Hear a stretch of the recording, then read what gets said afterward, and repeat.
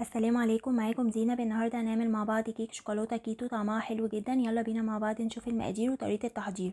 عندي في الاول 3 بيضات بدرجه حراره الغرفه، حطيت عليهم معلقه كبيره من الفانيليا الخام السايله واقلبهم مع بعض كويس جدا. ضفت عليهم ربع كوبايه من سكر ستيفيا حوالي 50 جرام، وتلت كوبايه من لبن اللوز او لبن جوز هند حوالي 80 جرام، وهقلبهم مع بعض كويس جدا.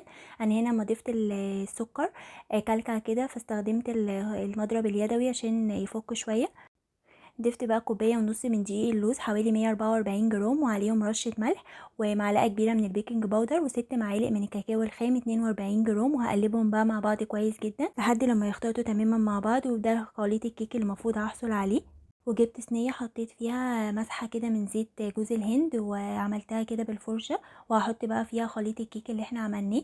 وهتدخل بقى فرن ساخن مسبقا على 180 درجة. هتقعد في الفرن تقريبا 25 دقيقة، من 20 ل25 على حسب درجة حرارة الفرن عندكم.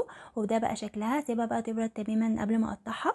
قد ايه هشة وطرية وطعمها حلو جدا، ان شاء الله لو بتجربوها هتعجبكم. كيكة خفيفة جدا وكمان ما استخدمناش فيها اي دهون، طعمها حلو جدا. كنت معاكم زينب واتمنى الوصفة تعجبكم، ولو عجبكم الفيديو ما تنسوش اللايك والاشتراك في القناة وتفعيل زر الجرس عشان يوصل لكم كل الفيديوهات الجديدة اللي بنزلها اول باول. باي باي.